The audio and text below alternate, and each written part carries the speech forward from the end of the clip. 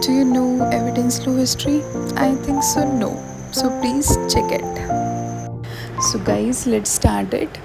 Before the Indian Evidence Act, there was no complete law, no any systematic law, no documentation, all were fragmented. So Indian evidence act से पहले क्या था? जब Indian evidence act नहीं आया था उससे पहले क्या था? ना तो कंप्लीट लॉ था, ना हमारे पास कोई सिस्टमैटिक लॉ था, ना हमारे पास कोई डॉक्यूमेंटेशन थी. सारी की सारी चीज़ें क्या थी? फ्रेगमेंटेड थी. फ्रेगमेंटेड मतलब सारी सारी चीज़ें हमारी टुकड़ों के अंदर थी.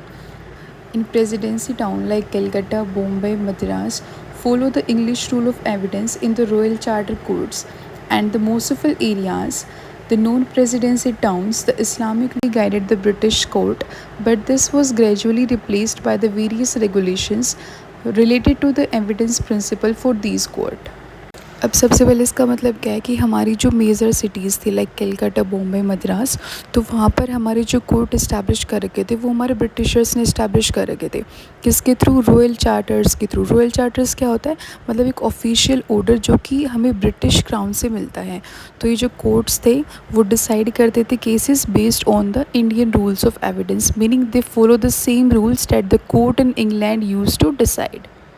नाउ अब जो मोसिफिल एरियाज़ थे वहाँ पर जो ब्रिटिशर्स थे वो जो सबसे पहले वो जो है यूज़ करते थे Islamic rule of evidence, but later gradually they replaced by the British regulations and principle of evidence. And outside the presidency town, laws were vague and indefinite, often based on the customary Hindus or Muslim law, but certain amount of the arbitrariness and confusions and injustice leads. इसका मतलब क्या है? इसका मतलब है कि हमारे जो प्रेसिडेंसी टाउन्स के अगर हम बाहर देखें, मतलब कलकत्ता, बॉम्बे, मद्रास अगर हमें बाहर देखें तो हमारे पास कोई भी यूनिफॉर्म लॉ नहीं था, ना कोई हमारे पास कोई क्लियर लॉ था.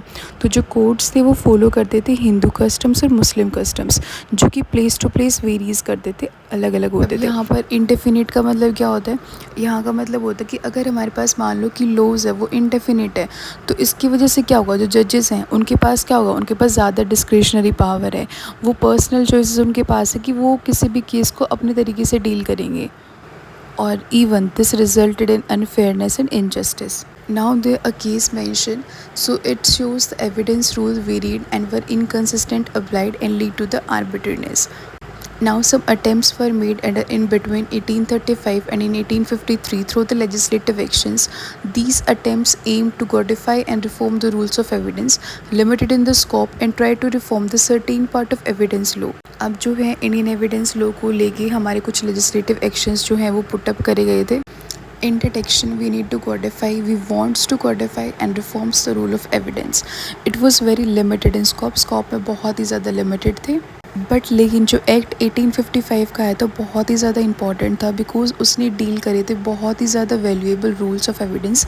बट लेकिन फिर भी वो जो एक्ट था वो पार्शियल था और जो वो पूरी तरीके से एक कंप्लीट कोड नहीं था. Later in the act of 1871 the Bill of the Evidence Act was prepared by the Indian Law Commission under the chairmanship of Henry May, and it was passed away for the Indian Evidence Act 1872. तो वो पास नहीं हुआ था उसके first attempt में, उसके first stage के अंदर, but later James Stephen prepare a new comprehensive simple bill which was passed. It is well drafted, not too complex and English based. So keep watching, keep smiling and please like, subscribe, don't forget it.